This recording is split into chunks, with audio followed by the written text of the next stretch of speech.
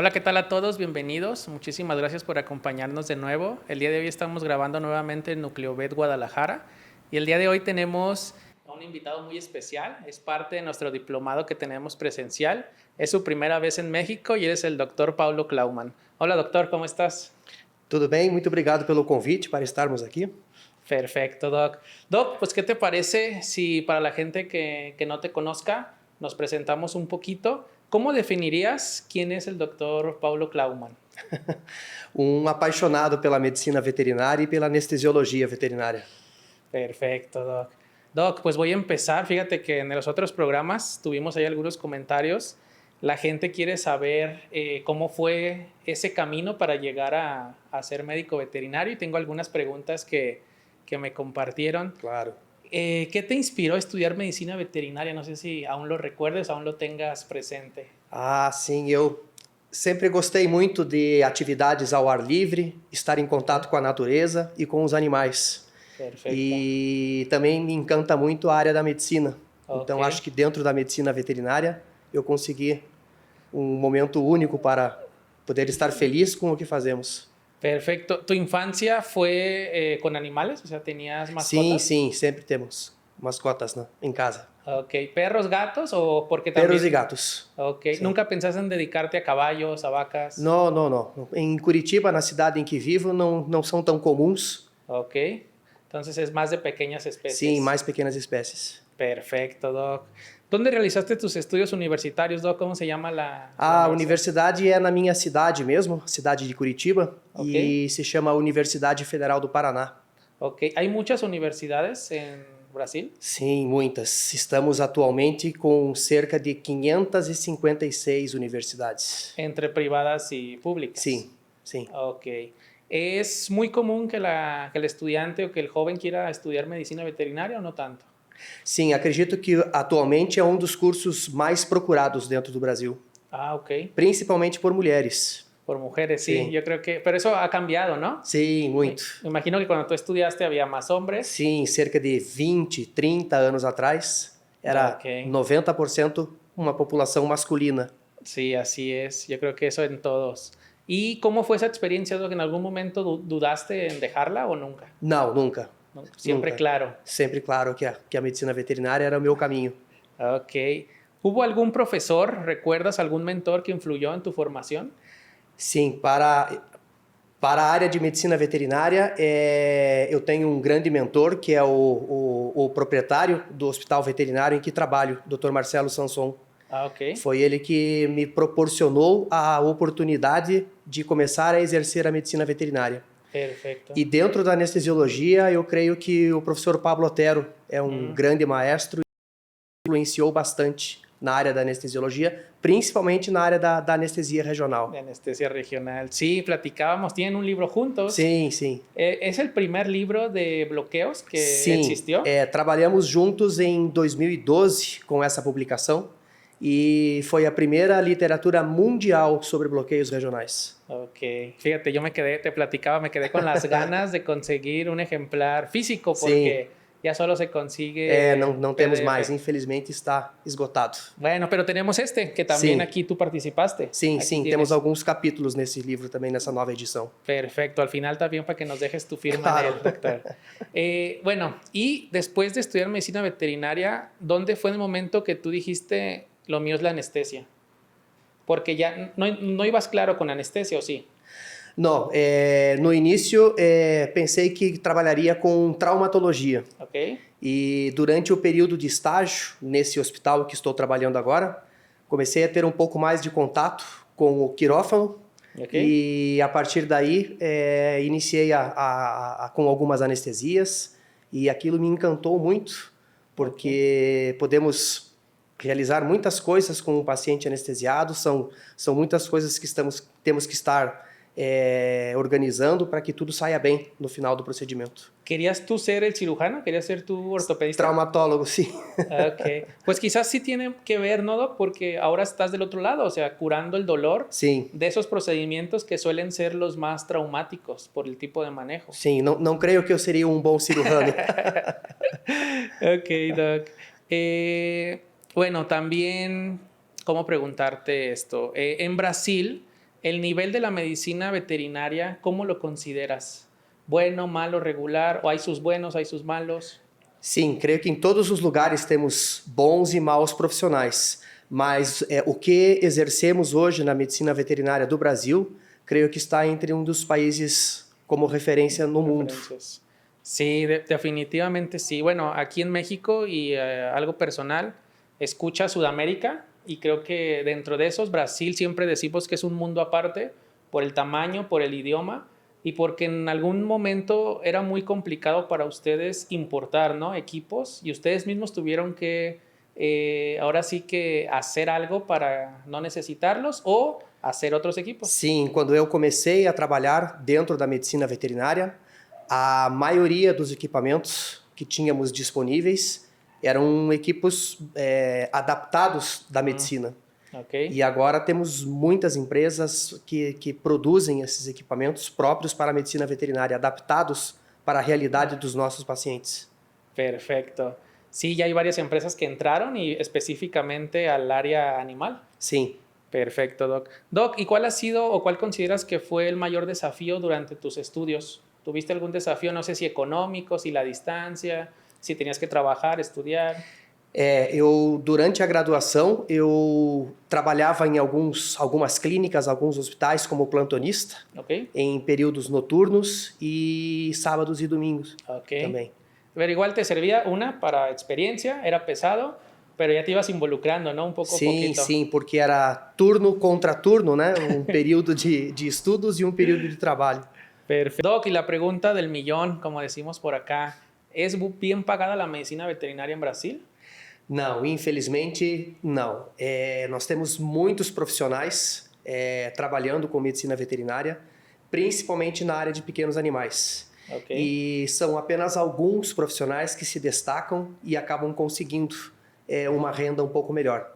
Mas a maioria, infelizmente, não está ok. Doc, ¿y las nuevas generaciones, consideras que tienen prisa como consideramos aquí en México?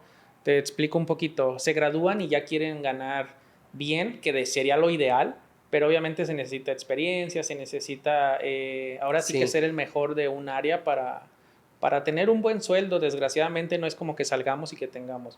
¿En Brasil surge un poquito igual? Sim, me parece que é o mesmo. As pessoas mais jovens já querem sair e já ganhar muito dinheiro. Okay.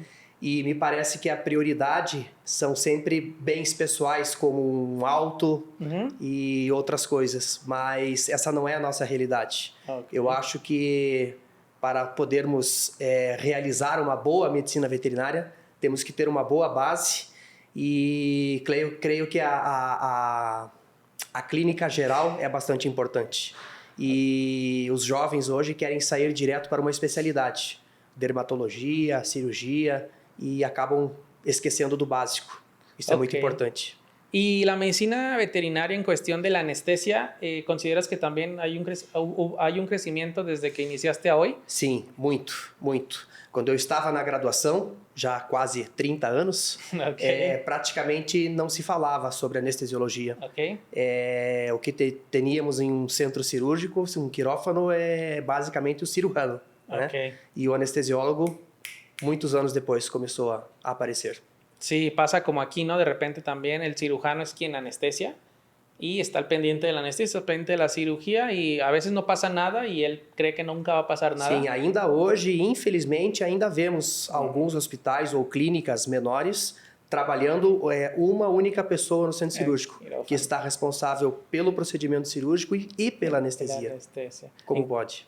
Incluso a veces en cirugía necesitan ayuda y sí, bueno, también el cirujano se hace muy hábil, pero no puedes estar obviamente viendo un monitor, viendo un sangrado. Bueno, pero bueno, creo que pasa en todo el mundo todavía. Sí. Ojalá en algunos países ya no esté pasando. Doc, ¿y si no hubieras sido veterinario, hubieras sido otra cosa? ¿Te imaginas? Talvez um esportista. Eu gosto muito de esportes. Mas não sei se seria um bom esportista também. Bueno, pues para todo hay que prepararnos. Y, Doc, el tema de los bloqueos regionales, ya mencionaste que junto con el doctor Pablo escribieron el primer libro. ¿Cómo surgió esa idea? ¿Cómo hicieron su primer bloqueo? No sé si recuerdas. ¿En qué momento dijeron? Supongo que dijeron, en humana lo hacen porque es veterinaria, no. ¿Recuerdas más o menos cómo fue esa idea para plasmarlo?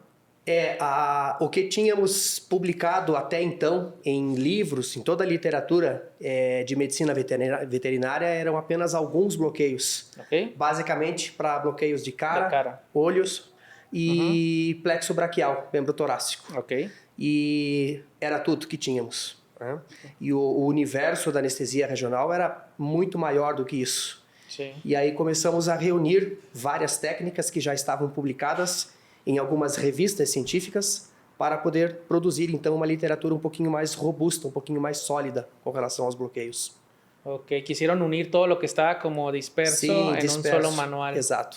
Y me imagino que fue una satisfacción enorme. Sim, porque creio que viramos uma página dentro da anestesiologia veterinária, do Sim. que fazíamos antes da anestesia regional e o que fazemos atualmente. Actualmente. ¿Y ese libro solo se quedó en portugués? ¿No hubo edición física en español? Não, só em português. Infelizmente, ele foi editado somente no Brasil, Ok. mas a mesma equipe que se organizou para realizar essa obra se organizou então nesse novo livro. Tá? São os mesmos autores, em uma ordem um pouco diferente, Ok. mas a mesma equipe de trabalho. Então, esse livro é basicamente a segunda edição Ok. do que havíamos feito em português. Es lo que te iba a comentar, es la continuación del A del que continuação hicieron de en um trabalho. portugués. Sim. Perfecto. Y ya hace falta otro, Doc. Te comentaba que Sí. ya, de hecho creo que ya no hay libros, ya la editoría. Não, esta edição ela está disponível em português, em Ok. espanhol e também em inglês. Ah, ok, Sí. eso no sabía. Bueno, pues ya deberían de ponerse a trabajar, Doc, para tener otra edición. Doc, y lo poquito que has visto, has viajado mucho, de hecho ahorita vienes de Ecuador, estuviste en Chile, has estado en Perú, México por primera vez. ¿Qué otros países has estado? ¿Costa Rica, me comentaste? Sim, mas como turismo. Ah, para ok. anestesia e em Argentina também, além Argentina. de Peru, Argentina, Peru, Chile, Equador e agora Ahora México. Y bueno, en México no hemos tenido la oportunidad de trabajar hasta el día de mañana, pero ¿has notado alguna diferencia o algún mismo punto en común entre todos los médicos veterinarios de los países que has ido? Eu acredito que, por tratar-se de um país com uma dimensão continental, o Brasil acaba tendo mais acesso a equipamentos. Ok, E eu vejo, às vezes, nos outros países, uma carência um pouquinho maior com relação a equipamentos. ok. Entonces, tenemos el placer o el lujo de nosotros de tener los equipos. Claro. Ok, muy bien. Creo que muchas veces ese tipo de cosas, doctor, ayudan a que crezca en cierto sector, ¿no? Porque también en Cuba se habla de que carecen de muchas cosas los médicos y ahí suelen haber muy buenos médicos porque con esas carencias sacan como su foie, lo llamábamos anteriormente. No sé si consideres que también en Brasil de cierta moda, de cierta forma, eso hace que el médico se explote un poquito más. Sim, o próprio desafio da medicina veterinária acaba nos trazendo essa situação, porque trabalhamos com pequenas espécies, trabalhamos com grandes espécies e às vezes dentro de uma própria espécie, como são os perros, temos um perro de 1 quilo e um perro de 60 quilos. Então são muitas diferenças. Muy bien, doctor. Doc, ¿existen normas en Brasil en sector de seguridad o de gobierno, no sé cómo decirlo? ¿Hay demandas? ¿Hay más cuidado con los perros y gatos? ¿Cómo está la normativa allá en Brasil? Sim, no Brasil nós temos algumas instituições responsáveis por organizar como exercemos a medicina veterinária. Ok. Nós temos o Conselho Federal de Medicina Veterinária, que já nos exige algumas normativas para executarmos, né, alguns procedimentos. E atualmente nós temos também uma Associação Brasileira de Hospitais Veterinários, que também está tentando organizar um pouco mais o padrão dos hospitais, das clínicas, consultórios, ambulatórios. Okay. Sindicato como tal no hay. Existe um sindicato, mas não tem tanta força como o Conselho Federal de Medicina Veterinária e a Associação Brasileira de Hospitais Veterinários. Muy bien, doctor. Doc, pues vamos a entrar ya a lo que vamos a hablar mañana, que va a ser bloqueos. ¿Cómo crees que vinieron a cambiar el mundo de la medicina veterinária los bloqueos? Sim, os bloqueios são encantadores, porque basicamente temos 3 drogas para tratar dor dos nossos pacientes. Os anti-inflamatórios, que são muito conhecidos, os opiáceos e agora os anestésicos locais, né, que estão sendo mais explorados. Así es. Anti-inflamatórios e opioides normalmente trazem efeitos colaterais para o paciente, principalmente o uso dos opiáceos, que também é um problema de saúde pública em países como Estados Unidos, né? Então eu acredito que reduzirmos o consumo desses fármacos é bastante interessante, não só para o paciente, mas também falando em saúde pública. E os bloqueios regionais nos permitem justamente isso, porque com a utilização dessas técnicas, desses bloqueios, podemos reduzir o consumo do paciente, o requerimento do paciente com relação a outras drogas, como os anti-inflamatórios e os opiáceos. Sí, porque te comentaba precisamente que en México ya opioides es muy complicado por el tema de Sim, temos Estados um problema Unidos. muito grave em América do Norte com fentanilo. Así es. Entonces, los anestésicos locales creo que están en todo el mundo, o Sí. por lo menos en Sudamérica, en el norte, porque son drogas que afortunadamente hasta el momento no creo que se puedan usar como drogas. Sim, são muito acessíveis e de baixo custo. Sí, sí, sí, son muy baratas Sí. también. Y efectivamente, hace poco vi en tus redes sociales que aparte de los anestésicos locales podemos usar auxiliares para alargar el tiempo, ¿verdad? No sé si nos puedes platicar. Sim, nós temos algumas drogas que exercem um efeito adjuvante. E este efeito adjuvante acaba produzindo uma sinergia entre esta droga e o anestésico local. Ok. Então, um anestésico local que normalmente tem uma duração analgésica de 4 horas, quando agregamos uma mescla de drogas, podemos produzir efeitos de 8, 12, às vezes até 24 horas de analgesia. E Ok. neste período, o paciente não necessita outras drogas como os opiáceos. Entonces, no solo es para la anestesia, podemos hacer manejo del dolor en pacientitos con problemas. Sim, tanto para dor aguda como para dor crônica podemos utilizar esses bloqueios. Ok, por ejemplo, para la gente que tenga pacientitos viejitos con problemas articulares, Sí. puede investigar qué médico hace bloqueos y podemos hacer alternativas, ¿no? Sim, Con isso manejo. chamamos de medicina intervencionista. Ok, Ok? São alguns bloqueios que podemos realizar para tratamento de dor crônica e que produzem efeitos de meses. Tem pacientes que respondem clinicamente a esses bloqueios por períodos de 3 até 5 meses sem necessitar medicamentos sistêmicos. É muito interessante. obviamente si hay una cierta sedación cuando se hace este tipo de bloqueo. Sedação? Sedación. Não, nenhum tipo de efeito colateral. No, pero para hacerlo, cuando tienes... Sim. Necessitamos o paciente tranquilo. Tranquilo. Né? Em um plano de sedação ou uma anestesia superficial, Ok. que são somente alguns minutos. Ok. Realizamos a técnica de bloqueios e já despertamos esse paciente e está ok. Muy bien, Doc. Doc, ¿y qué equipos o qué preparación debo de tener yo como médico veterinario? Sabemos que el ultrasonido, pues suele ser el ultrasonido de la clínica, pero si no tengo ultrasonido, ¿qué otras alternativas tengo? Durante muitos anos, nós realizamos os bloqueios regionais guiados somente por referências anatômicas. Ok. E esses bloqueios apresentavam uma incidência de falhas muito grande. Okay. Então, de cada 10 bloqueios, acertamos 2, acertamos 3. Né? Ok. E a partir daí, começamos a trabalhar com o estimulador de nervos periféricos, que é uma ferramenta que produz um estímulo elétrico, e a partir desse estímulo elétrico podemos despolarizar um componente motor. E assim, alguns nervos periféricos do membro torácico ou do membro pélvico podem ser localizados, basicamente com estímulo elétrico. Okay. Mas esta ferramenta também está um pouco limitada, porque para a região de tórax e abdômen não podemos utilizar. Então, acredito que hoje o gold standard para anestesia realmente é a utilização da ultrassonografia. Del ultrasonido. Sí o sí necesitas ultrasonido para otras áreas. Lo ideal sería tener ultrasonido, tener neuro, y hay algunos también que los hacemos a ciegas, ¿no? Como los de la cara. Sim, os bloqueios de cara ainda realizamos às cegas, porque existem muitas estruturas ósseas que não permitem uma boa visualização de onde estamos trabalhando. Então, okay. Neste caso, ainda continuamos trabajando con referencias anatómicas apenas. Sí, de hecho, el día de mañana vamos a estar trabajando con todos los bloqueos de la cara. Sí. Desde odontología, cirugías de ojos, problemas en las orejas, cirugías de cirurgias orejas, oncológicas, traumatologia, trauma, cirurgias reconstrutivas de cara também podemos realizar sí. bloqueios. Suele ser una cirugía muy impresionante para el propietario cuando tenemos osteosarcoma en la mandíbula, Sim, que tenemos que hacer una mandibulotomía. sim, mandibulectomia. Que sí tienes que quitar mucho. Ahí, ¿qué analgesia le das? Mejor que un bloqueo.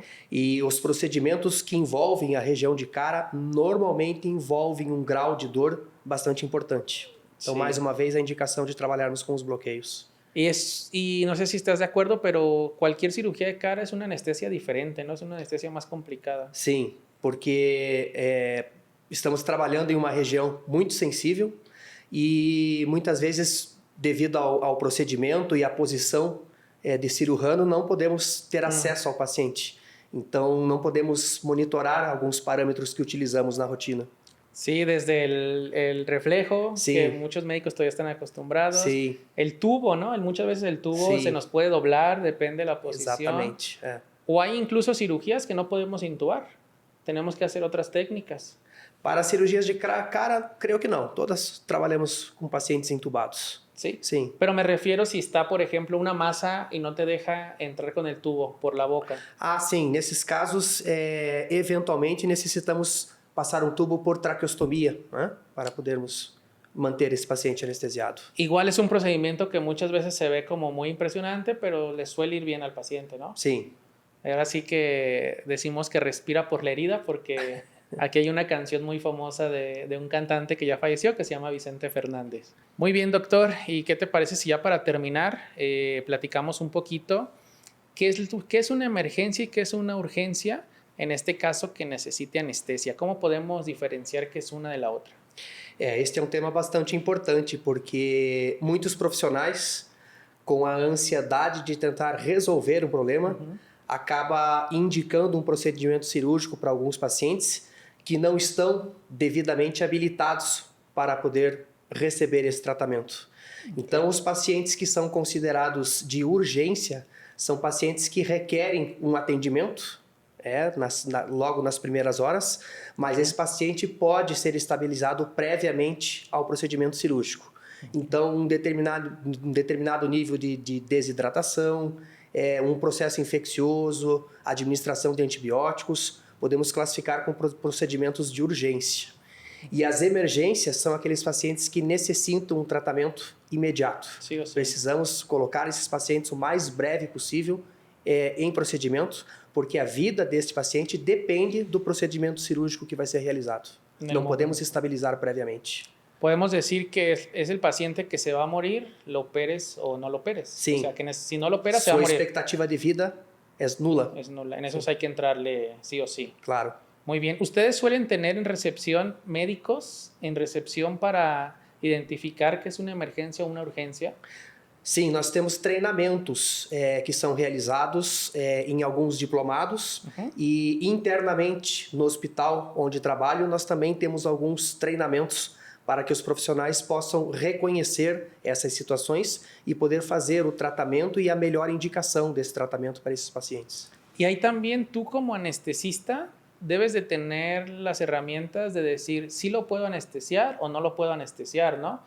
En el sentido de que, o sea, primero hay que estabilizarlo y después lo anestesio, no hay que entrar o hay que entrar ya. Sim, eu creio que a decisão de realizar um procedimento cirúrgico em um paciente deve ser uma decisão conjunta entre o médico veterinário, que está responsável pela clínica desse paciente, assim como cirurgião e anestesiólogo. Então, como uma equipe, devemos trabalhar para poder determinar qual será realmente a melhor abordagem para esse paciente. Ok, y aquí regresaríamos a lo mismo. Los bloqueos nos ayudan mucho en estos pacientes que están... Sim, claro, porque alguns procedimentos podem ser realizados com o paciente em um plano mais superficial de anestesia ou basicamente sedados. Né? Podemos tratar feridas, podemos realizar cirurgias ortopédicas, fraturas, né? Somente com o paciente sob sedação e sob efeito de bloqueios regionais. Ok, Doc. Y regresando a un paciente que llega por una emergencia o una urgencia y, por ejemplo, lo atropellaron y tiene lacerada la piel, y en ese espacio tú querías hacer un bloqueo, ¿se puede hacer, no se puede hacer? ¿En qué momento tú decides no hacer un bloqueo? Normalmente não realizamos bloqueios aonde temos algum tipo de contaminação sobre a superfície da pele Ok. ou uma perda da integridade anatômica naquela região. Porque estamos trabalhando, por exemplo, com ultrassom, mas dependemos da identificação de referências anatômicas. Se essas referências anatômicas não estão adequadas, não realizamos No. bloqueios. Ok, doctor. Doc, y otro tema también controversial en México y en Sudamérica. ¿Ustedes cuentan con auxiliares veterinarios que no estudiaron medicina veterinaria, que Sim, sim, auxiliaram? temos auxiliares veterinários no Brasil ¿Y disponíveis. cuál es tu opinión referente a ellos? Me parece uma ajuda valiosa, porque exercer algumas atividades com pacientes que não são colaborativos pode ser muito arriscado. Então, a ajuda dessa classe de profissionais realmente é bastante importante. ¿Ya tiene mucho tiempo esto? O sea, ¿o hubo en su momento un conflicto cuando ingresaron? Não. Sempre já há muitos anos temos disponíveis esses profissionais e agora me parece que estamos um pouquinho mais regulares também Ok. com essa profissão. Agora já temos no Brasil alguns diplomados para treinamento desses profissionais, para que eles estejam mais aptos a nos auxiliar, então, das nossas atividades. ¿Les llaman auxiliares técnicos o enfermeros? Auxiliares. Não utilizamos mais o termo enfermeiros, Ok. porque há um conflito com medicina de seres humanos, né? Então ok, são ok. auxiliares. Muy bien, Doc. Fíjate que te platico un poquito. Aquí en México hay dos instituciones o más quizás que te ofrecen como esa carrera técnica o curso porque no conozco cómo sea su programa, pero no es como de ir diario, es decir, solo los sábados. Es como para gente que trabaja y que puede, a lo mejor me estoy equivocando, pues, pero hablo de una escuela en particular. Yo conozco un auxiliar veterinario aquí en México, pero la Asociación de México no los reconoce. O sea, para ellos no son. Yo siento, y es mi punto personal, si me quieren criticar, pues para eso son las redes sociales, pero porque tenemos el miedo como médicos de que llegue alguien y nos quite como nuestro trabajo. Pero son dos cosas completamente diferentes, Completamente ¿no? diferentes, porque o curso de auxiliar veterinário não é um curso de graduação, não é um ensino superior como a universidade. Sim, claro. É apenas um diplomado que permite a essa pessoa exercer esse tipo de acompanhamento, esse tipo de profissão. Okay. Então, no Brasil, não temos esse tipo de conflito. Obviamente puede haber algún auxiliar en Brasil que se haga pasar por médico. Claro, sim. Yo creo que es más por ese lado, porque quizás alguien lo hizo y ya Mas se são quedó. casos muito pontuais, né? Não é um problema. Pero cuando un hospital...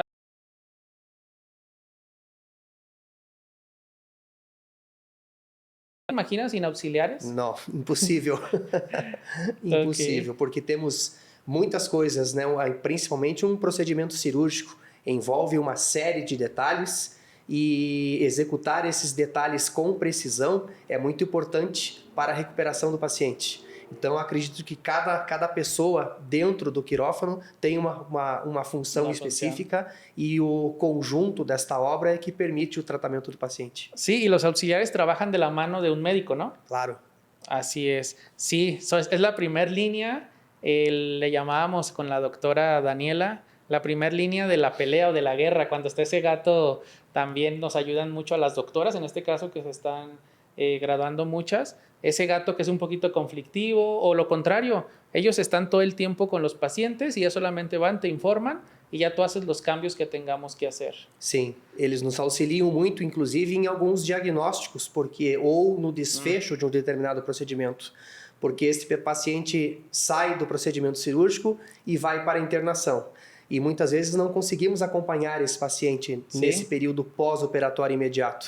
Y los auxiliares son una herramienta fantástica para podermos. Así es, y más en nuestra área que es la anestesia, las mayores muertes pasan en el postquirúrgico. Sí, periodo pós-operatório. Si los dejas solo ahí a un bulldog, a un braquicéfalo, obviamente puede haber accidentes. Muchas veces la carga de trabajo o algo, pero no hay como que una persona esté a cargo de él hasta que despierte por Sim, completo. assim deixamos um auxiliar responsável pela recuperação anestésica desse paciente, que é mais crítico, e aí podemos já iniciar o tratamento de um outro paciente. Então é um auxílio realmente bastante importante. Perfecto, Doc. Doc, y otro tema que también está tomando boom aquí en México desde la pandemia, ¿hay muchos médicos que se dedican a consulta a domicilio o no lo hay? Sim, em Brasil, muitos. También. Sim. ¿Esto después de la pandemia o desde antes? Não, há muitos anos. Ah, ok. Sim, muitos anos. Ya es más cómodo para el dueño. Sim, porque às vezes temos um paciente um pouco mais agressivo e que se estressa muito no ambiente hospitalar, e às vezes essa consulta em domicílio permite uma abordagem mais tranquila nesse paciente. Então Entonces, fazemos muito. es muy común que colegas se dediquen a eso. Sim, sim. Aham. Ok, y sobre todo, bueno, el tema de los gatos. ¿Hay más gatos ya en Brasil también o no? Sim, a população de felinos nos últimos anos eu creio que tenha duplicado ou triplicado no Brasil. Ok, y es más cómodo muchas veces para el gatito grande ir que vayas tú a su casa, que no se estrese, que no Sim, salga. a espécie felina é muito sensível a mudanças de ambiente, se estressam com muita facilidade. Então, atender esses pacientes no ambiente onde eles estão acostumados realmente é mais tranquilo. Sí, y ahora con tantas tendencias de las consultas libres de estrés, libres de miedo. Sim, mas é importante lembrarmos que nem todos os tratamentos podem claro. ser realizados em domicílio. Então, eu acredito que é importante o médico veterinário também fazer essa triagem desses pacientes e ter um apoio de uma clínica ou de um hospital que tenha uma condição melhor de receber esses pacientes. Sí, claro.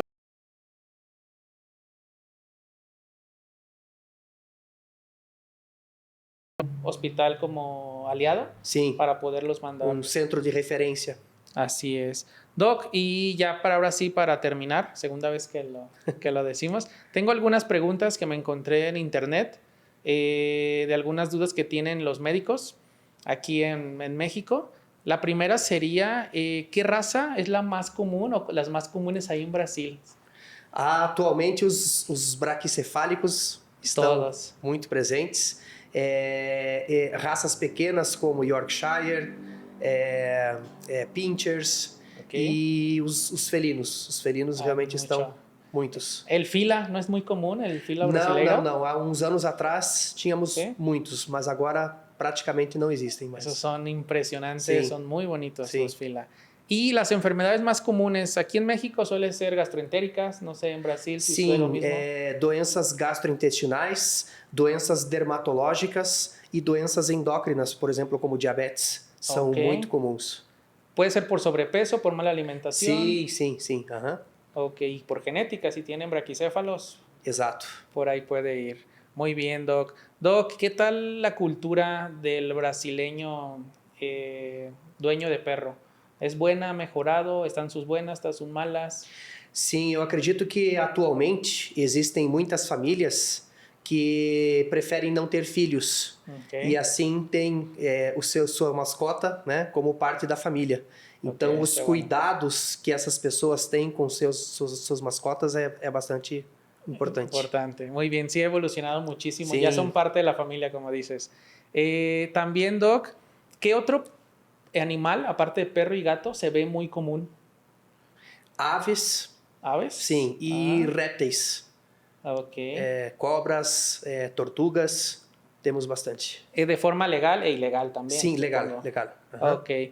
Hablando de aves, hace poco vi que de la película Río, no recuerdo qué ave es. Creo que ya uma arara azul. ese ya quedó extinto, ¿verdad? Não. Esteve cerca da extinção, mas foram feitos alguns programas para a recuperação da espécie e a população está aumentando. Perfecto. Precisamente el capítulo que vamos a grabar después es un médico veterinario dedicado a aves. Abrió su primer hospital, solamente él atiende aves. Ahí no puedes llegar con tu perro ni tu gato, tienes que llegar con aves. Perfecto, Doc. Doc, pues yo creo que